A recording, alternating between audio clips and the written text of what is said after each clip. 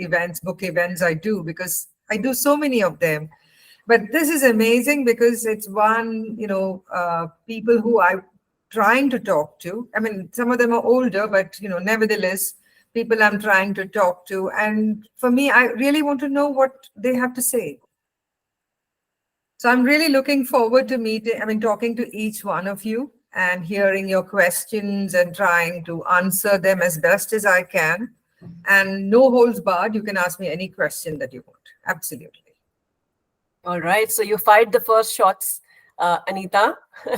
Not that I think children need to be told that. Perhaps the most beautiful part of children is that there are no filters. And absolutely. that's all good as well. So yeah, Ashrita, how are you? Well, I actually thought I'd be pretty nervous, but no, I'm very, very excited to talk to her. She's actually one of my favorite authors. There you go. Thank you. Anita, you're Thank putting you. everyone at ease already. All right, fantastic. Hi, Arna. How are you? Hi, I'm good. Thank you so much. I'm really excited to meet Miss Anita today. All right. Hi, Arna. Okay. Hey, Vivan. Good evening, ma'am. I'm fine. I feel really excited about being here today. Okay. Thank you. Thank you, Siddharth? Vivan.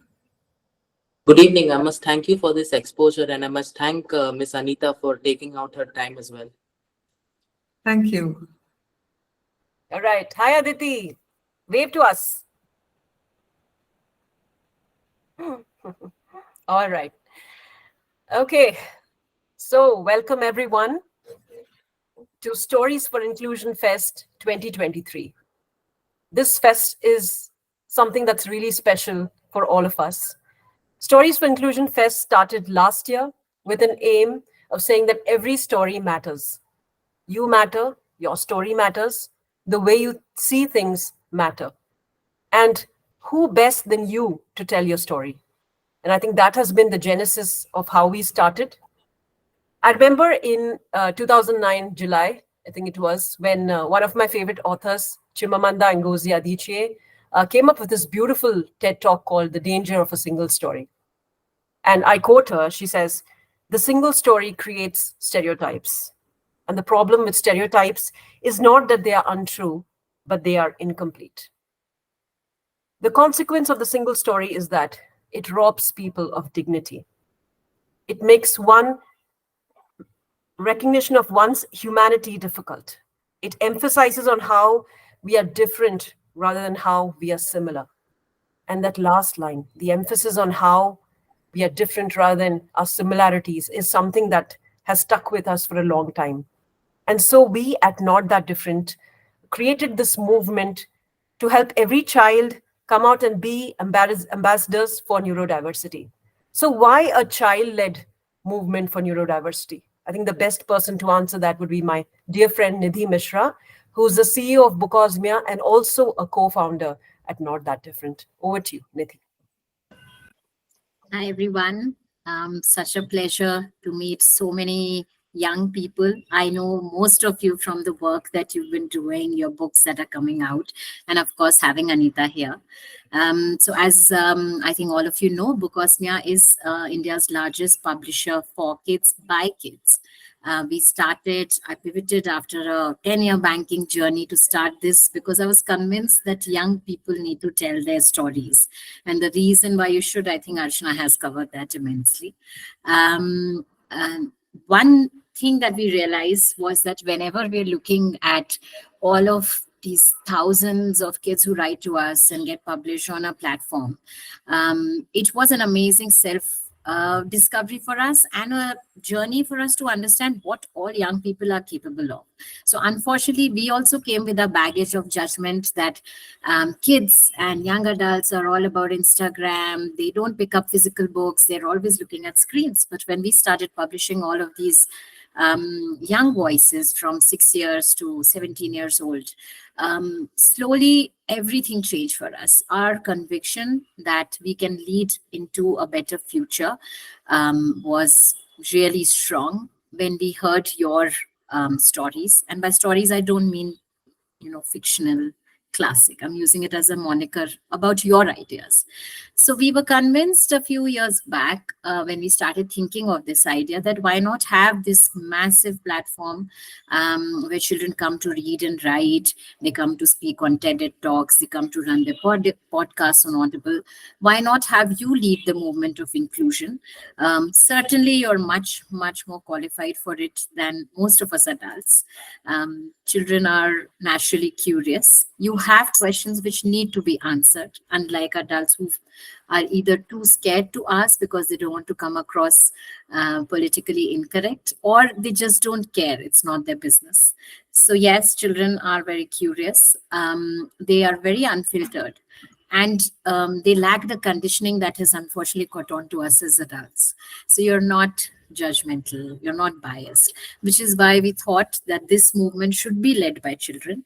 The more you're exposed to differences at an early age, the more likely you are going to be older, look at hiring people who are different from you, rather than expect a switch to get turned on when you are 23 or something and say, now I'll have neurodiverse or diverse colleagues and friends. So that is the idea. With 1 in 7 people now expected to be neurodiverse, it is absolutely imperative that our next generation knows them, sees them, and also understands that we are all different in so many ways. So this is yet another difference.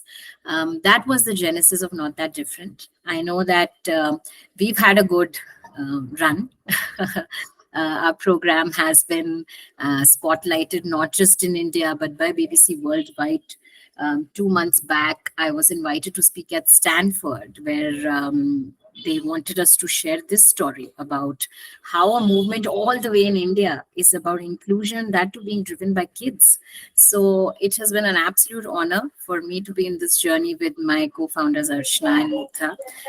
Mugdha Kalra brings with her the lived experience of having someone who's neurodiverse. She has a 13-year-old Madhav son called Madhav, who is on the autism spectrum.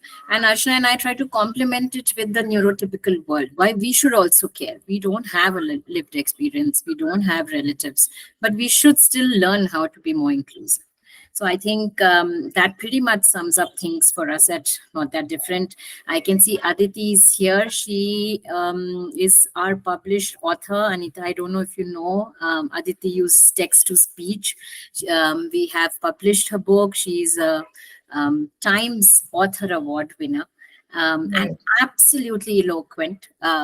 She's fantastic. You have to read what she says. It's really amazing stuff. And so many others I know who we have on the screen who are writing their books or are already published or who write for us regularly. So amazing energy here, very creative, lot of folks. And over to you, Archana. Let me not bore people. Let's get started.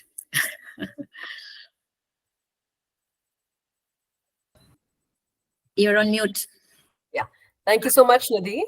I think that was beautifully put, encompassing everything that we have been doing for the last 1 year. And of course, our dreams for all of our youngsters who are going to take the future ahead. And like Nidhi said, we have all of these youngsters. Why they are here on today's panel, there's a very special reason. Every one of them has either written a book or are in the process of writing a book. And I don't know if all of you know, of course, from being a fantastic author herself, Anita is also a creative writing mentor. And I'm going to tell you all about her. So she's the best-selling and critically acclaimed author of the novels The Better Man, Ladies Coupe, Mistress, Lessons in Forgetting, and Alphabet Soup for Lovers. She has also authored a crime series featuring Inspector Gowda. Her other books include a collection of poems titled Malabar Mind, a collection of essays titled Good Night and God Bless, and 6 books for children. Let's underline that.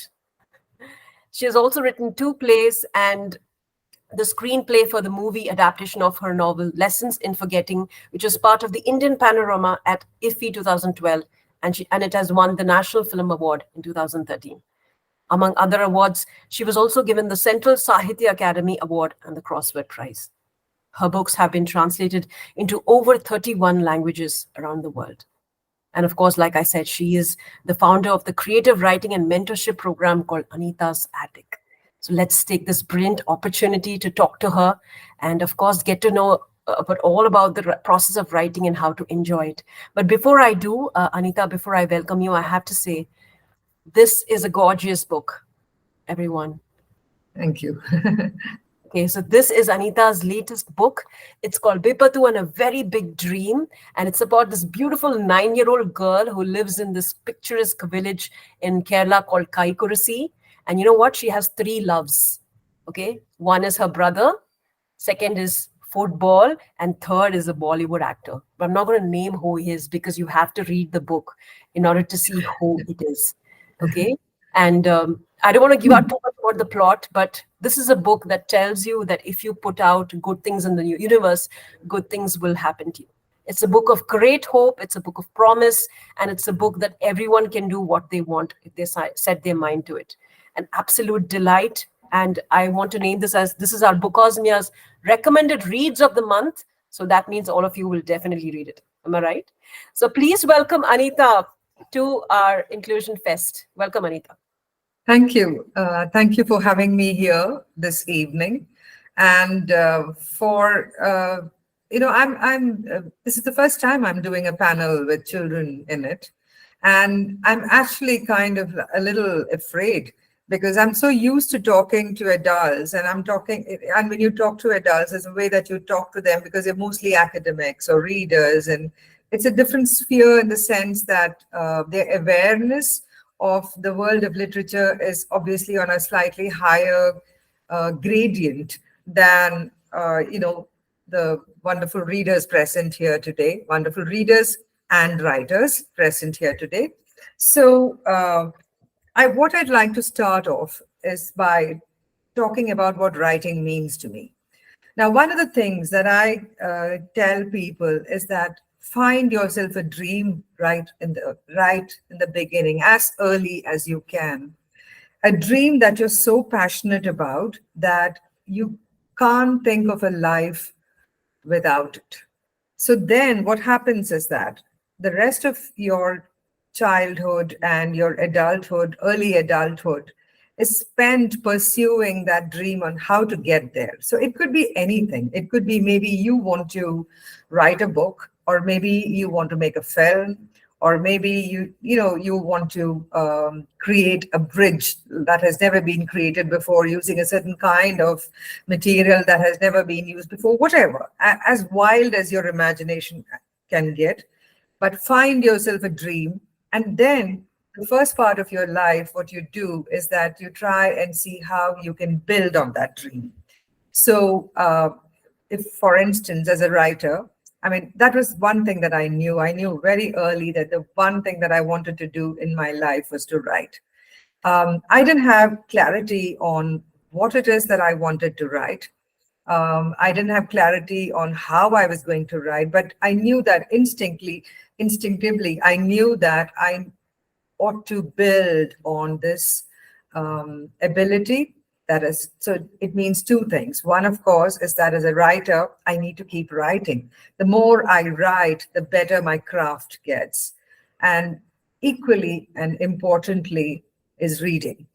That I needed to read to be able to write. And it came to a point where I finally understood what it is that I was going to write, because that's going to be one of the most important questions any writer is faced with, right? So I needed to work on that dream to be able to see how far I could take it. Yes, there has to be a certain element of common sense applied.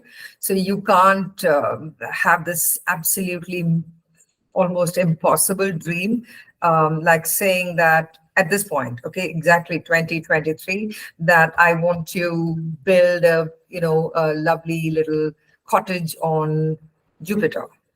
That is probably at this point not something that one can conceive of.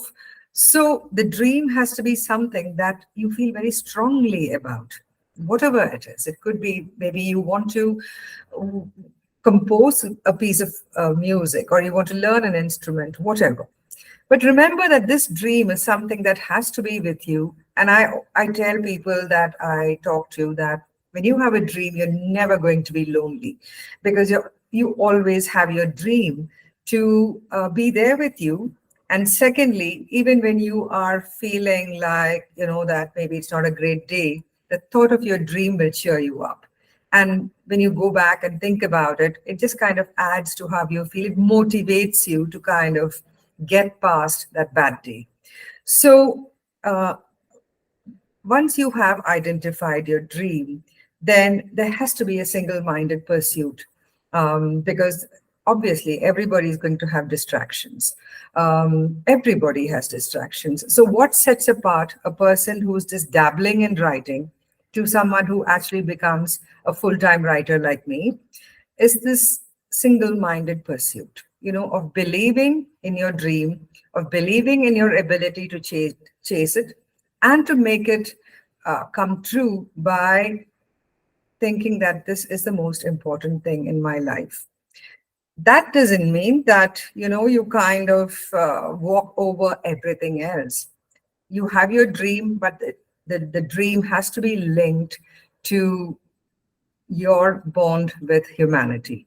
It cannot be in isolation, because then it's a very selfish dream.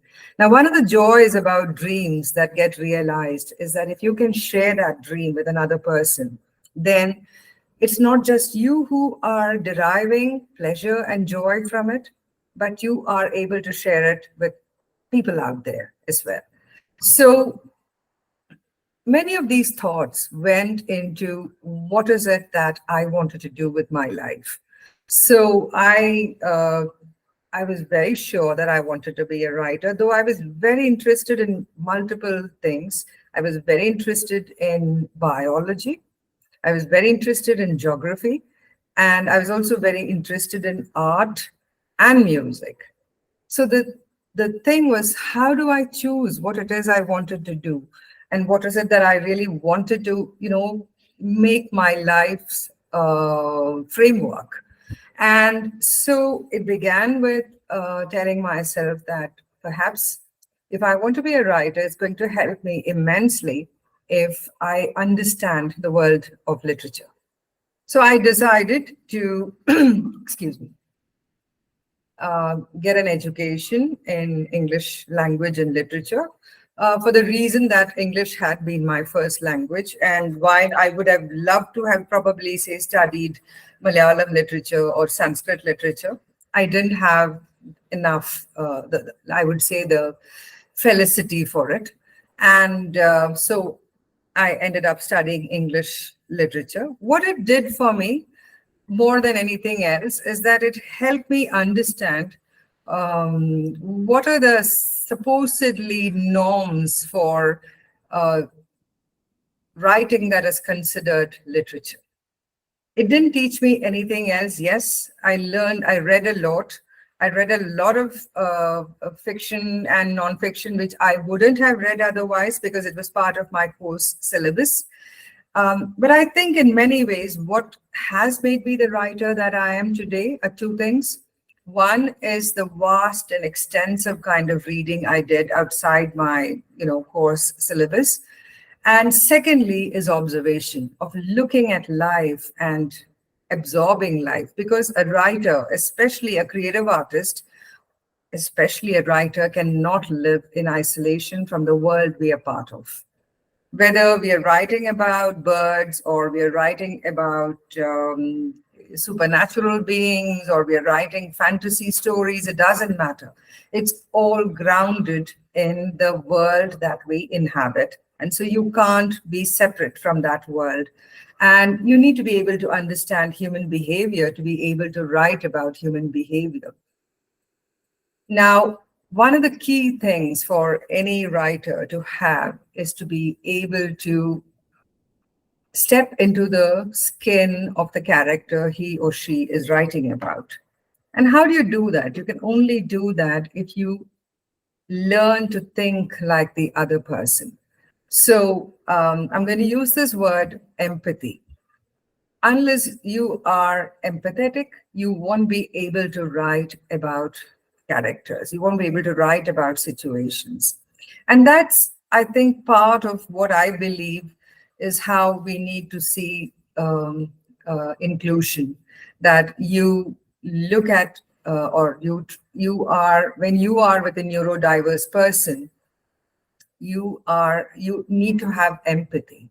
And I've mentioned this again and again, that nobody wants sympathy, because that's making them feel inferior, making that person feel that they are wanting in some way.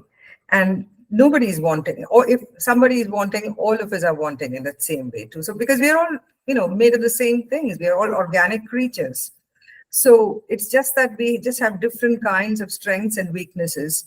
And probably, I think the larger segment of the world is not people who have neurodiverse conditions. So simply because of the majority, that is considered the normal or the norm, right? So I think the moment you can start seeing that and say that I'm going to be empathetic about what this person is going through, and hopefully the other person who's standing in front of me or beside me will see me in the same fashion. And the same thing goes with about understanding, about being able to step into the shoes of the other person. And that empathy is what is going to make the difference between a mediocre writer and a good writer. So the third thing that I would think that I think is very important with any artistic pursuit, and especially with writing, because remember, writing is probably the only art form which does not have an external manifestation of some sort. When you sing and you do your practice, it's apparent. Or you paint, or you sculpt, you make pottery, doesn't matter. You make a film, everything has an external manifestation. But with a writer, it's a very lonely process, because it's just you and the story that you're creating and the characters. There is nothing to show for it till you finally have a book. And until then, there's nothing you can share. Whereas with a song, for instance, when you get the first line right, you can hum it right. And then you can go on to the next thing. Or with a painting, you can, probably paint a perfect rose and then add it to the garden. So the development of that art is very visible to the external world. And writing or any artistic pursuit, again, needs that constant motivation. So if you don't have that motivation, you start thinking that maybe what I'm doing is not great. Maybe this is all rubbish and nobody would want to read what I'm writing, and so on. So it's important that, many of you try and get your writing published, like you're doing now here with Bookosmia. And the other important thing is that you need to learn to write every day. I'm not saying like, you have to write 1,000 pages every day or 1,000 words every day. Just write a page a day, just a page a day. Let's say like 10 lines a day. But those 10 lines that you put down, make them the best you can. And you'll soon find that, writing becomes like breathing for you, or like maybe having your breakfast, that if you don't have it, you feel like there's a hollow feeling in your belly, right? Or if you don't have air, then you're going to feel like your lungs are going to explode. So when it becomes a regular part of your regular day, then writing is going to be something that is going to be natural to you. It's going to be like organic, part of your organic matter, whatever you are, right?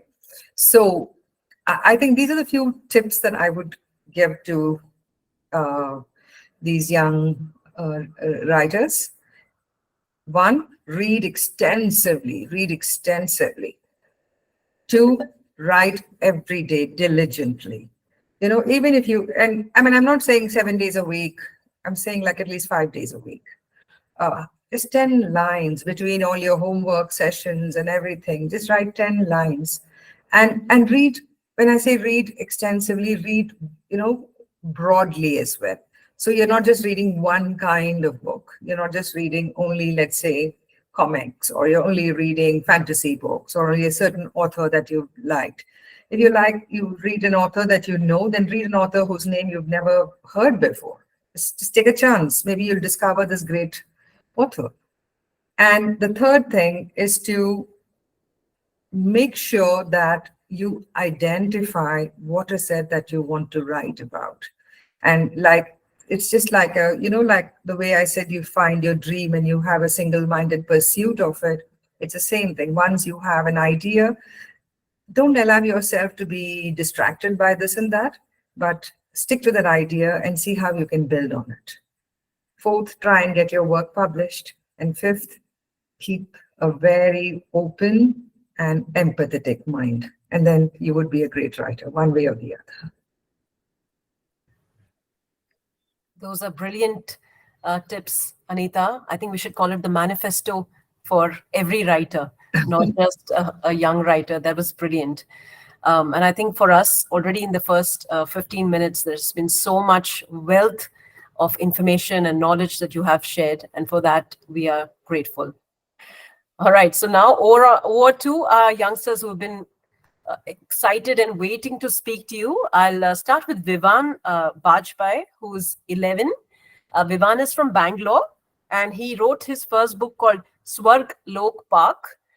It's a very sweet book, and it is about environment. He's working on a second book, which is about global warming, and from the polar bear's perspective. So that's a very exciting thing that he's working on. But over to you, Vivan. Good evening to all. I'm really excited to be here. I am Vivan Bajpai. I'm 11 years old and I study in grade 6 at NPS HSR. I love to read and write short stories and poems, and I have published a book called Swarg Lok Park, which is about the environment. I like to write about climate change and global warming because it's a topic that I usually feel connected to. It's something that I always love to write about, though I also enjoy writing about other topics. I've read around 1,000 books and I'm eager to read more. And today, I'm happy to be here to talk about my recent read, Bipathu and a Very Big Dream. Bipathu and a Very Big Dream is about a girl who finds inclusion for herself and for those around her. Now, I felt touched especially about this book, about how the mention of those specially able people like Saad, who has cerebral palsy, and Madama, who is blind. Their plight was described so eloquently in this book, it touched my heart. I've read this book almost 10 times and I enjoyed it. I loved the cover page and picked it up instantly because, yes, football is my favorite sport. Some of the scenes in this book I felt were happy and were very funny, like when Bipathu threatens to throw nasties all over Hassan's pant and then Madama teaches her a tip. Picture them in a diaper and tie. I also really liked the emotional and sentimental scenes. They were really deep in this story, such as after Vapa's demise, Faisal Kuti still imagines him on a JCB on the moon. Now, my favorite character. My favorite character is Saad. Despite having cerebral palsy and being limited to the four walls of his house, he gets his braces as a gift from Madama, and despite it being very difficult, he learns how to control his naturally weakened muscles and learns how to walk by himself. He also finds a place for himself amongst Bipathu's football team. It was intriguing to hear Bipathu talk about how these days kids have lost their connect with nature and have stopped playing outdoors. And I must say that it's true. They are all the time in tuitions playing video games or making reels, just as the book said. Now, at our school, there used to be a similar stereotype. The girls were restricted to playing badminton and basketball, whereas the boys would be limited to football. I, though football is my favorite sport, also cherish the days when I could swing a badminton racket. However, when I wanted to play, I fetched some stereotypical remarks such as, "You're not a boy." However, I continued with it and I found out that other boys over a period of time went to play with the girls, and thus another stereotype was broken. On the overall, I must say that it's an amazing book, and I must say that I too believe in the power of the universe. Thank you, Vivan. Wow, that was so nice. Anita, one big reason why we get young people to talk to authors is because all reviews otherwise are done by an adult. So the stories are Exactly. written by an adult for children, and the reviews are also done by an adult saying kids like this. So we want to make sure that bridge comes into the picture where you can directly hear from your target audience. I think nothing like that I wrote this for children and not children as we can. That was something. It was a beautiful review, Vivan. That was really, and I think you got all the points so well. Absolutely, bang on, bang on. I mean, everything as a writer, when you're writing and you hope that a child will catch and the child will understand and be able to connect with it. And it was so, I mean, I'm humbled. Thank you very much. Thank you so much, ma'am. And Vivan, did you like the part about the goat being called Messi? That was my favorite bit. I thought it was rather sensible to call the child Messi, and it would have been her favorite go-to. She said she'll call the child Messi. The child. Girl goat. I love that line. Okay. So Vivan, do you have a question for Anita? Yes, ma'am. In fact, I have two actually. My questions are: one, how can we ensure that we are conscious of the terminology we are using? For example, we have to say accessible parking instead of disabled parking. So how can we ensure that we are conscious of this and we do not use terminology that make them feel special or without a hint of discrimination? Yeah. So there's something called mindful writing, right? Mindful writing is about how do you write about people from various ethnic bases, and so that you don't, I mean, no prejudice is shown in the writing. So for instance, like, you can't say things like, I mean, I just have to give you an example. So you can't say things like, he was an untouchable. You can't say that, What you have to say is this person is from the Dalit community. So the same thing goes when you are writing about neurodiverse people. I wouldn't use neurodiverse in, let's say, in children's writing, because children wouldn't understand that. So at the same time, it's like sometimes you see that, when you see people writing, and I kind of startle when I see that there is a sentence that would say that, and it's part of Shakespeare as well, where you say, he was a cripple. Okay, so you don't say that anymore because now it's a derogatory term. It's not right to say that. So at that point, what do you say? He either walked with a limp, or he needed a stick, or whatever. So basically, the special need doesn't become the identity of the person. So that is one thing that is something that I even tell my, my writers who are all grown-ups when they come for the mentorship program about mindful writing. So these are things that you need to watch out. It's same thing like you can't, like if you were, for instance, setting your story wherever, you can't say that he was a Negro. You can't say that. Those are words that are not used anymore, or like you don't say about people and their skin color, all of that. How do you write about it? You write about it, you describe it rather than just give a term, which is also lazy writing. So what you're trying to do is to contain a character into a stereotype. And an ethnic stereotype or a skin stereotype or whatever, right? So you just have to see, but there is also this whole thing of that when you are writing as a child, I mean, when you are writing, for instance, and people who would be reading you would probably be children your age, younger than you and older than you. So not all of them might understand certain terms and phrases, especially the terms and phrases that is part of being politically correct, which is not, I'm not talking about mindful. So I don't know, I mean, this is for the two grown-ups here. There was some time ago, there was a book called Politically Correct Fairy Tales. Right?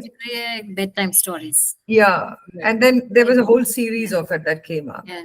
So all the characters, so for instance, when you have Snow White and the Seven Dwarfs, the dwarf was seen as a pejorative term and it became like, it was like vertically challenged and so on.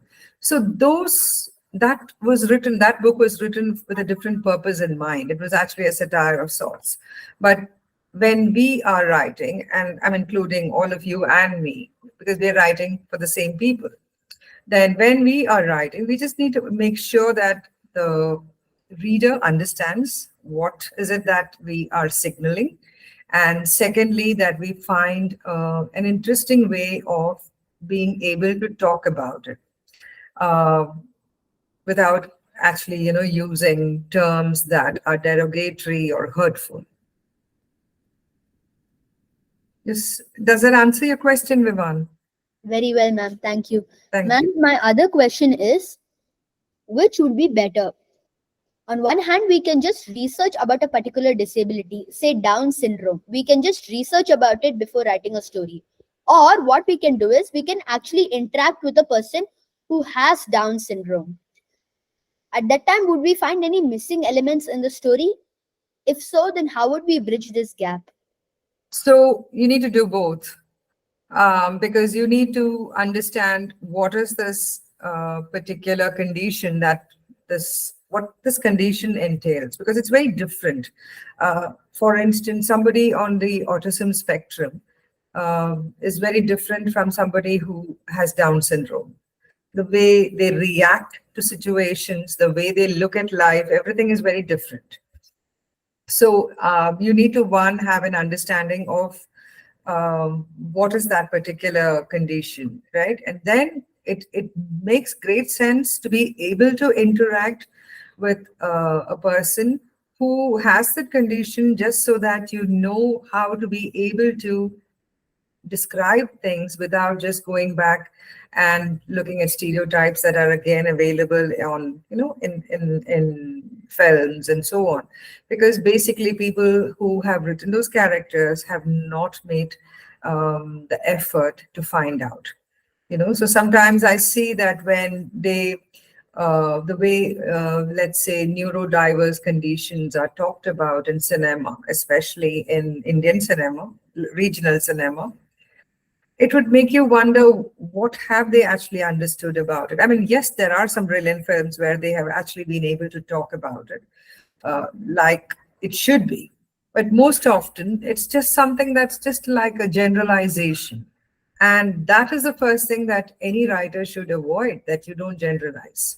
So equal weightage to understanding the condition, what it entails, what causes us these problems, or whatever that they have, the person who you're writing about, whatever challenges that person has to face. The challenges are very different. That's what I was trying to tell you. The challenges are very different. So until you know what these challenges are, when you are observing the person and interacting with them and discovering what is it that person is actually going through in their mind, in their body, etc., you will be coming from a place of, I won't say knowledge, but understanding. And that will help you create stronger characters. Ma'am, have you ever faced a scenario where you have felt some missing elements in your story after you have conversed with such a person? So one of the things that I do is that before I write anything, I have to do a lot of research. So I need to spend, so for instance, I need to spend time.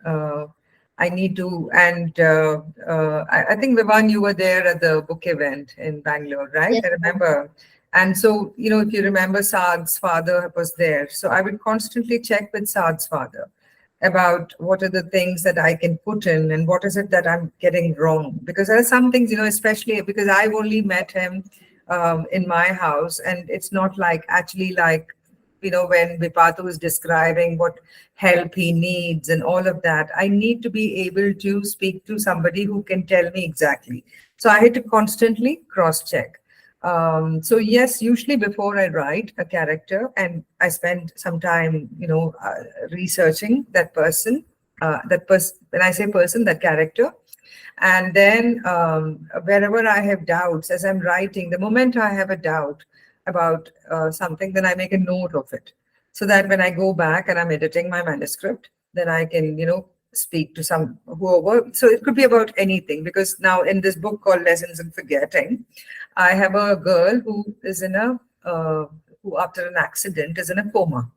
So I needed to know what is it that, when you're in a coma, how much of the body is alert, how much of it is inert, all of that, So then I had to constantly check with somebody and find out from studies and so on. Thank you, Anita. Beautifully said. And thank you, Vivan, for that wonderful review on those questions. We'll now move on Archana, to. sorry, can I just add further to, I mean, since he spoke so specifically of, say, a Down syndrome example. So Archana has written a book called Extra Chromosome, Extraordinary Love, and smashing news. We sold out the first print run of 1,000 copies today. But I know, and while she herself is an award-winning author at the Commonwealth level, has been writing content for forever, I think. I remember the kind of preparation it took to just get her head around a child with Down syndrome. We had mentor who comes from a family. She's a special needs mom to a Down syndrome kid, talking to her children. We have videos of so much. I know that Rashna worked hard on. So like Anita was saying, it's just not lazy writing. It's not just writing nicely, it also has to reflect the truth. And I think when you put that kind of effort, getting a stamp from, say, a Down Syndrome Federation of India saying, yes, you've portrayed this character well, I think those are the real wins for an author than just looking at the number of copies. So thanks, Vivan, for asking that question. It was just so close to a book that I could tell. But Thank you, ma'am. thank you. Thank you, Nidhi. Yeah, it's been a wonderful process to work on the book and write, just like how Anita said, all the things that you need to do, not just research, but also speak to the people involved, in order to come up with the authentic story. I'm very happy to share that the next person whom I'd like to speak about is Aditi Somenarayan, who's right here. Aditi is a very special author for us. She published her first book with us. It's called as Small Stories and Big Thoughts. It's a beautiful little collection of stories, slices of life kind of stories that she has observed. Aditi is 18. She's from Bangalore, and she uses text-to-speech to communicate. And she's a prolific author who's done amazing blogs, must read. One of her super blogs that she wrote recently was, what are the most inclusive books for children that children must read? And now I'd like to share Aditi's question in her video for us. Hi, I am Aditi Somenarayan. I am 18. Writing is my passion, and I am an avid reader. I believe that writing is a powerful tool to promote appreciation of the diverse tapestry called humanity. Stories have the power to transport readers into the protagonist's world and experience the world from their lens. So what could be a better way to foster inclusion than the stories we create? I believe that the term inclusion owes its existence to the term exclusion.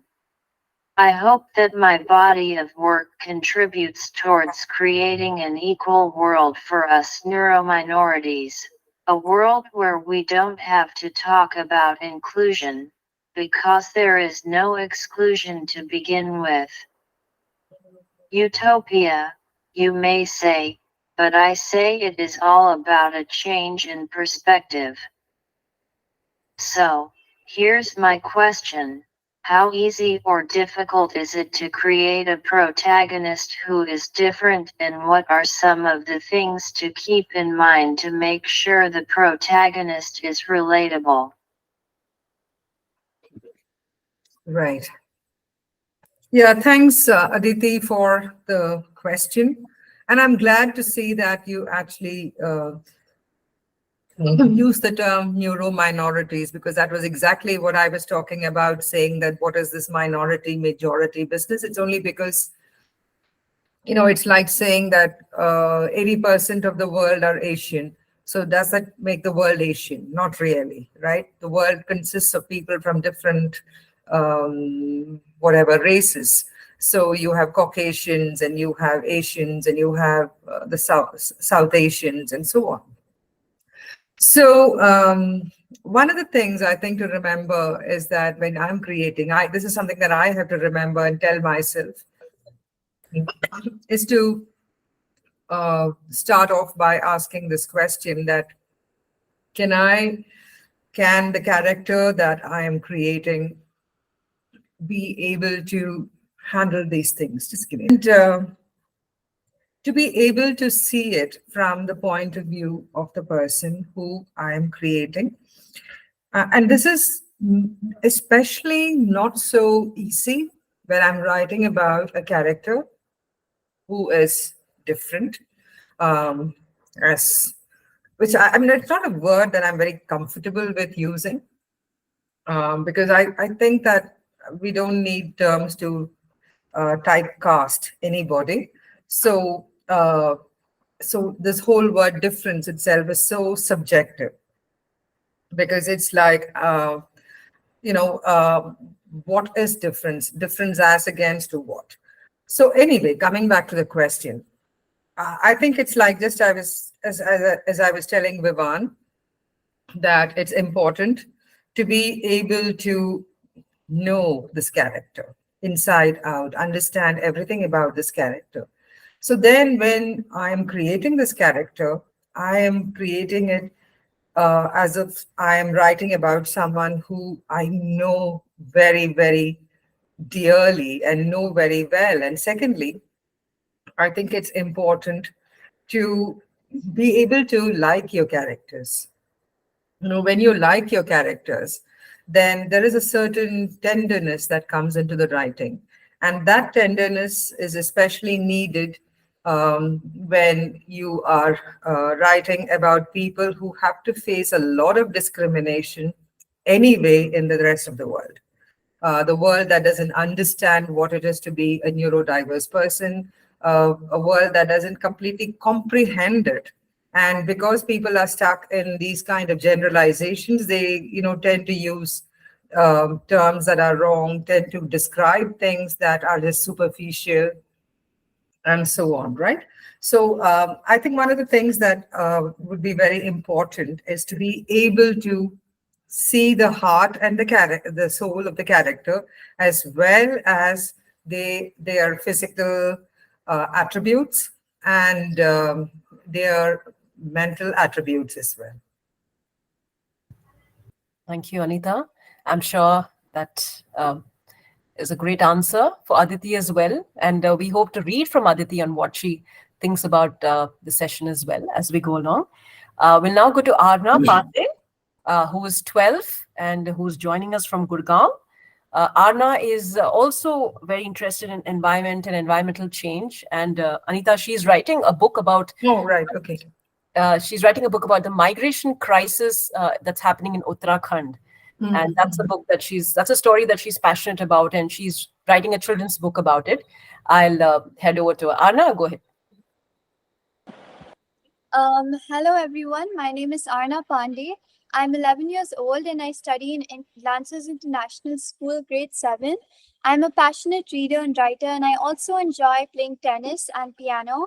I love writing poetry and fictional stories, and I'm currently working on a book about mass migration in Uttarakhand, because I'm from Uttarakhand and it's a problem that I definitely see a lot in Uttarakhand nowadays, because people are leaving their villages to go to the bigger cities. I am new to your books, Miss Anita Nair, and I've recently read about your books, and I've also ordered, and I'm about to read very soon, your very popular book, Bipathu and a Very Big Dream. And I just wanted to say why I'm interested in this book. I was interested to read this book because of its captivating storyline. I was intrigued by its unique and diverse characters, and in the future, I dream to write books that focus on this topic of being neurodiverse. I was also intrigued by the relatable factors of this book, like from having a dream of playing football or having dreams to meet famous celebrities. Another factor that really interested me in this book is the dream of playing football from a girl, because in my school in the past, like girls have really been restricted from playing football, and it was mainly boys that could play football. So the dream of playing football is definitely really inspirational, and girls from my school and the current years are playing football, and they've created a team for themselves. And I believe it's books like yours that inspire the youth. I also have friends and family who are on the autism spectrum, and I believe such books are heartwarming to their community and an eye opener to all authors and readers. And I'm really grateful to talk to you today, and I've learned very much through everyone's questions and the overall discussion with you. And my question today is about many works of yours are set in India and reflects in its diverse cultures. How is it important for you to incorporate these cultural elements in your writing, and what challenges do you face? So thank you, Arna, and I hope you enjoy the book when you read it. So I think one of the things that all of us are Indian. So when we're living here, we need to remember that our writing is rooted in the Indian culture. And there's no escaping that. We could, I mean, of course, create a fantasy world and create a world that has nothing to do with India or any part of the world. That's separate kind of writing. But if you're writing, and to me, it sounds like what you're writing is very grounded in India. So I think it's important to be able to catch the nuances, the cultural specifics of that place. Because when I read, for instance, a book about Kerala, I want to know what is the Kerala life all about. So if I were to read a book about Uttarakhand, then I would like to know, what is the life like there? What do people eat? What do people wear? What do people, how do they joke? What are the kind of phrases that is part of like, for instance, in this book, there is a word adipoli, which is used, which is basically a Malayalam word to say that, wow, amazing, awesome, and all of that.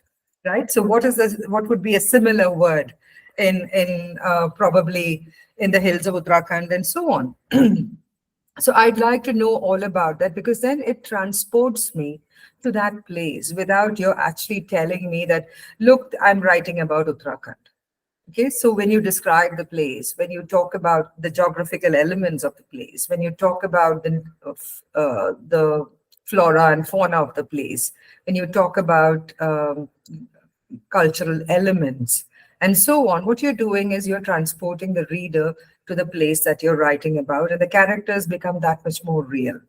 So the challenge, of course, is to be able to write dialogue or to write sentences that sound like they are spoken in, let's say, in Hindi, or I don't know, whatever the language of the place. I'm sure it's a kind of dialect of Hindi. And then at the same time, not make it sound like bad English. So that's the challenge for every Indian writer, child or adult, that when you're writing, it has to be an Indian story. It cannot be a story that is set a story that sounds like it's set in the UK. For instance, you can't have a character in Uttarakhand saying, blimey, right? Because blimey is so British, so you can't say that. But you could probably have, like today in India, among the urban and even the suburban parts of India, people would say awesome without thinking about it, or cool and chill and all of that. All that is fine, but it depends on who your character is. If your character is coming from a little village somewhere deep in the hills of Uttarakhand, then obviously he or he is not going to say chill and cool and awesome and dude and all of that, right? So it's knowing your character. When you know your character, then the language becomes effortless. Thank you so much, Miss, for your answer. Anita, it's so uncanny that you were able to grab into all of these things when you talked about interior Uttarakhand, because I have spoken to Anna and I know that the story actually happens in what is the last village of Uttarakhand. So that was an uncanny catch by you. All right. Thank you so much, Anna, and we wish you the best for your book. Right. Next, I'm very happy to call upon Siddharth Vardha Prasad. Siddharth is another young writer with us who is working on a book on the Indian railways. So he loves railways. He's passionate about it. He's an absolute genius on all of the figures and numbers, everything. He's 14. He's from Mumbai, and he's writing a guide for children on Indian railways. Over to you, Siddharth. Yes, good evening. My name is Siddharth, and I'm a budding author from Mumbai, if I may say so myself. So from a young age, I developed a keen interest in writing and quickly mastered the nuances of the English language. So, while growing up, my two favorite book series were the Mysterious Benedict Society, as well as the infamous Harry Potter. And what I loved about these books was that the text contained in them was really simple, yet it was crystal clear to the reader what was going on. And when I read those books, I experienced the book as the protagonist or the antagonist, not as a reader. And I feel that that is really important when you're writing a book or an article. And while when I'm writing my articles and books, I always try to model them in this special way. So I was given the opportunity to write articles and short stories for Bookosmia about 3 years back. And most recently, I have been writing a book on the Indian Railways, mentored by them. So my journey as an author has been quite a mixed bag. While I can talk a lot on the subject, putting down my thoughts concisely on paper while keeping the audience in mind was quite a challenge, but I thoroughly enjoyed the process. I'm currently at the finish line, and I can say I definitely enjoyed the full experience and cherished that special feeling at the end of finishing an entire book cover to cover, which I'm sure you would have experienced multiple times. However, there were occasions when I felt a lack of inspiration when it came to completing a chapter, and sometimes overburdened with other things as well. So, for example, my book contains a chapter on how engines in the Indian Railways work, and I am quite an expert in that area. So I finished that chapter, in say less than 3 hours. But when it came to history chapter, which you have to include in a book about a legacy that is the Indian Railways, it was a little troublesome because history is not my strong spot. There's a reason I dropped it in school. And I felt that researching about the historical facts was really painstaking. And, at a certain point, I was thinking of giving up and I was thinking of procrastinating. And yes, I found myself struggling. So this brings me to my question for you. How how do you overcome these phases of writing a book or a chapter where you lose the inspiration and don't know what to write? Of course, if you have ever experienced it, that is. So yeah, I would just call it like the way I see it, it's just a bad day. It's not really like, because obviously you have the idea very clearly in your head and you know that what is it that you want to do. So the overall structure is already there in your head. So obviously there are times when some chapters are more interesting to write and some chapters are dreary in that sense. So one of the things that I would definitely ask you to do if you find yourself flagging and you find, you kind of not feeling motivated enough, is to go and spend some time with the object, what you're writing about. So probably go to the railway station and spend some time just watching trains. What does it make you feel? Does it awaken in you the excitement that has made you want to write this guide on the Indian Railways, right? and look at life there, and suddenly so you could be writing about the engine, like you said, and you know everything about it, but somehow you are not finding the push to be able to get the same excitement down on paper.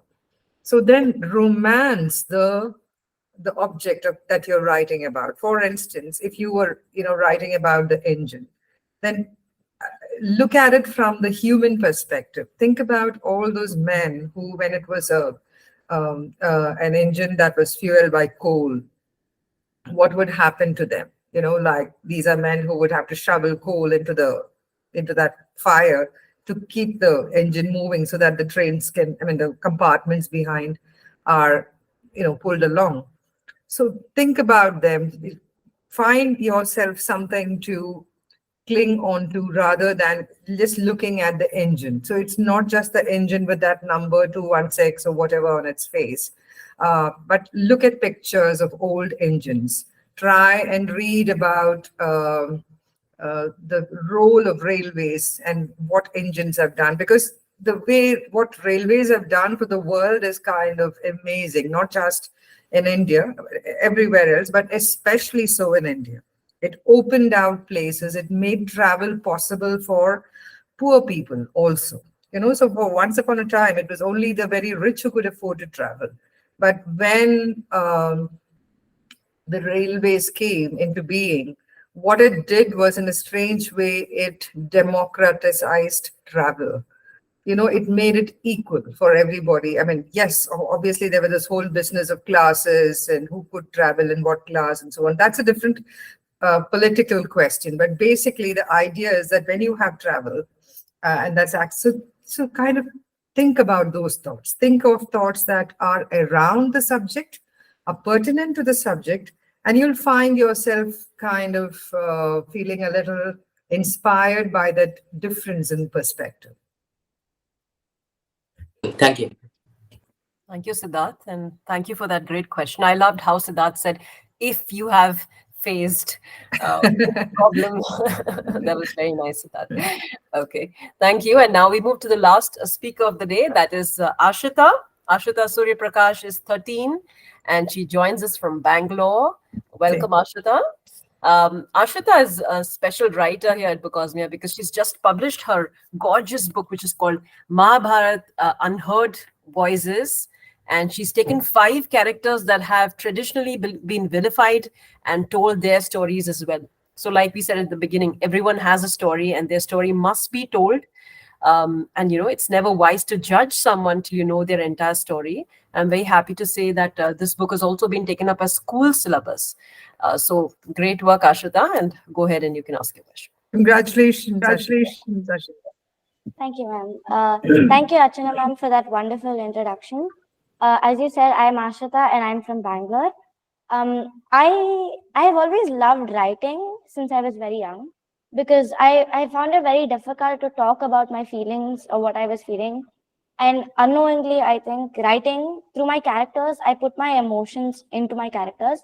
And so my mom, even now, she says, whenever she reads my books, she understands what I'm feeling. So I write stories every week. I write minimum one story, and then I show it to her, and she says, I can tell what emotion you're feeling every week at that specific time when you're writing. And it is a very wonderful thing for me because it really helped me sort out my life. Whenever I could not handle the pressure of, let's say, exams, I would sit down, I would go to the balcony or somewhere, and I would look out and I would write a poem, or I would write a story, or I would do something of that sort, which really helped me to just sort through my feelings. The Mahabharata, on the other hand, writing, I started maybe 7 or 6, but the Mahabharata, since I was born, and my mom says even before that, the mythology, our culture, all of that, I've been hearing this story since the day I was born. For example, for me, at my house, every evening we say one shloka. Not because we see that way. It is a practice that helps us sort out. It is a regular thing for us. So we all sit down together and we say the shloka. And it just helps us to calm down, and we see that sense of whatever might change, this is going to be the same. We will be family, we will get through this. So that is my connection to mythology. But then I started realizing when I joined Archana Ma'am's mentor program for my book, I was struggling to find a topic. I took a little bit longer, I think like half a week or so longer than everyone else to find my topic, because I was struggling. I had too many ideas and I wanted to express my ideas, my thoughts and my feelings to the world, but I didn't know which one of them I should choose to specifically like bring to the spotlight. So then I was in school, and in school, in history, we were learning about the early Vedic and the later Vedic period. And there I read the description of the Mahabharata, and then it said like it's a religious text. It's like that was a word. It may have been written as part of our Hindu mythology, but I feel like the Mahabharata, it's just, for me, it's a collection of stories. It's a collection of stories that tell you how to live your life, that tell you what mistakes you can avoid. Every one of us will make mistakes, but it's good if we can avoid making the same mistakes as those who come before us. So that is the purpose of the Mahabharata to me. And I found it I went to my friends and then they viewed it the same way as a textbook. They just said it is a religious text. So my goal with this book was to bring forth this, I wanted to bring a voice to this culture of ours, which even our own people are struggling to understand. Ma'am, my question for you would be, how do I keep, how do I write about the past while keeping it appropriate for the now generation? For example, Archana ma'am, I struggled with this a lot while writing. So there are these words like Manuvantara, which means it's a period of time. It's a terminology used in the Mahabharata and Puranas. Then there's the word called Sairandri, which basically means like a hairdresser. So I wanted to use those words in the book to make it seem more authentic, but people would not understand. So I had to substitute them with words that would express what I wanted to express, but were also like understandable by the readers I was writing for. Ma'am, could you explain on how we can keep it relevant for the future generation? Because I write about the past and how it can help the future. So it's a little difficult. First, congratulations on your book again. And the thing is, when you're writing mythology, that it is set in a realm. Yes, different things mean different things to different people, right? So, for instance, if you take the Mahabharata and you look at it, and somebody could see it as a scripture. And somebody could see it as a religious text, and to somebody else, it's just a collection of stories. It's the same thing with the Bible or the Quran. It doesn't matter whichever religious text that you take into account. But there is a certain, and since your question is very specific to Indian mythology, I would say that you just have to use those because they're like epochs and stuff, right? Depending on the Dwapara Yuga and this and so on. So you just use the term as it is. And then maybe what you could do is one thing you could do is that you can do a glossary where you can explain it out better, which is without any kind of bias. So you could say, for instance, if you're talking about a certain period of time, where you say that it supposedly happened between this time and that time, right? Because you have to use the word supposedly because there's no authentication for it. And for instance, if you're using Sairandri, then what you could do is that later in the footnote, you can have footnote or a glossary, you can have the word Sairandri meant hairdresser. And sometimes it was the practice in those periods to call people by their professions. Right. So it doesn't seem the moment you see, to give you an example. Now, I think it is from the Mahabharata, right, that you have the Harishchandra story that comes up. So there is this whole word which comes up, which today, if you were to use in an adult text, you could probably, get sued, which is this word Chandala. So the Chandala is basically the man who is, the keeper of graves, or like the one who helps funerals happen, the Hindu funerals happen, and so on. So ultimately, the men who were doing it became a caste. And so if you were to use that, now those are things that it could only, now if you, I don't know how many of you have read Amar Chitrakatha comics, you would see that they still use the word Chandala, but it doesn't exactly, it's not used in a derogatory way. So because it's written about it's set in a different period of time, right? Because for instance, today, if you were to use the word Swayamvara, it's illegal. You can't use the word Swayamvara when where how can a father have this kind of thing where some 100 kings are called and asked to kind of go through some kind of a challenge to exercise their right to marry the princes of that kingdom. So many things need to be explained in a glossary, especially because your readers are going to be either younger than you or your age or a little older than you. And the other good thing about the times that we live in now is that you can even just give a very kind of basic explanation, because most of these terms, or not most, every term can be Googled and you know exactly what it means. It's not like the time probably when I was growing up and the books were there and there was no Google, so or no internet, right? And if you had access to an encyclopedia, then you could read some of it, but many of these Indian terms would not be present there. So in this time and age, it's very possible to just use the term without actually, and even when you describe it with sensitivity. That's the only thing. So, for instance, if you're going to use the word Chandala, right? You don't say that this was like an untouchable community who tended funeral fires and stuff like that. This was probably the person who looked after the funerals, and was because of that was considered was excluded from, learn to use words well, was excluded from the fabric of the society. So that could be your glossary explanation. Thank you so much, Anita. I'm amazed at your patience at answering each question. I must confess, I was just thinking that if this was in the time when I was a banker, it's like my 1 hour is done. No more questions. But you didn't even rush through the answers. So I was constantly telling Archana, oh my God, she must be getting late. We overshot. Thank you so much. I think it's tremendous.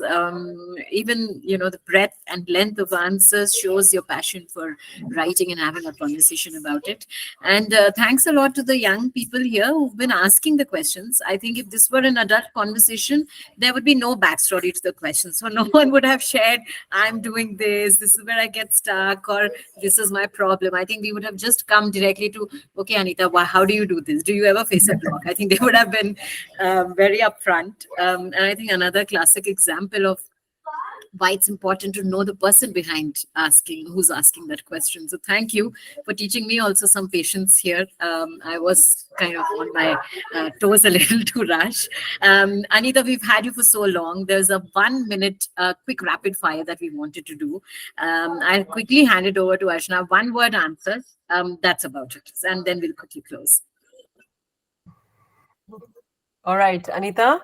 So this is, okay, all of you, what we'll do is we'll ask Anita a very quick question.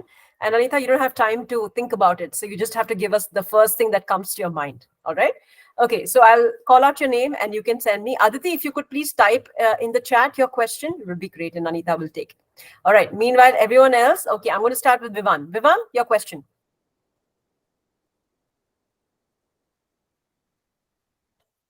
Do you have a specific space for writing?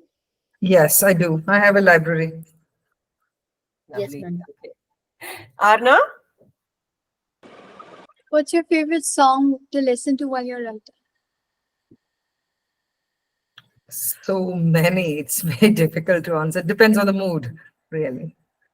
But one song which I like, and since you play the piano, this is the Bach cello suites. Right. Siddharth? Yes, so I heard you're a foodie. So if I may ask, what is your favorite food to eat while writing a book? Muesli. Okay. Okay. Very ready with the answer. We're all sorted. Ashrita? Do you prefer writing in first person or in third person? Depends. Really depends on the story. Okay, I have one for you. If you were to live out a character that you've written in your books, one character that you've written that you want to live, that would be Gouda. Gouda. Okay, that's Inspector Gouda for all of you. Do check it out. And Aditi's asked, do you live the life of the protagonist you create in your head? No, yes, I live the life of the protagonist I create in my head, but not otherwise. All right. Nidhi? I'm all good. One quick question: daytime or nighttime? When do you write? Daytime. All right. All set? Yeah. Yes. All right. That was fantastic. Thank you so much, all of you, for joining in. Thank you, Anita. We are so grateful that you came on and made our evening, our Inclusion Fest so special with your patient answers, beautifully articulated. I think you made all of our day. So thank you so much. And we hope to interact with you more as we go along. And we'll, of course, follow you and all of your books. And for all of you who are going to see this again, this is the book you need to get. Go ahead. If you're in Bangalore, do pick it up from the Bookworm at Church Street. They are the best. Thank you, everyone, and have a happy evening ahead. Yeah, thank you, everybody. Bye. Everybody. Bye. Thank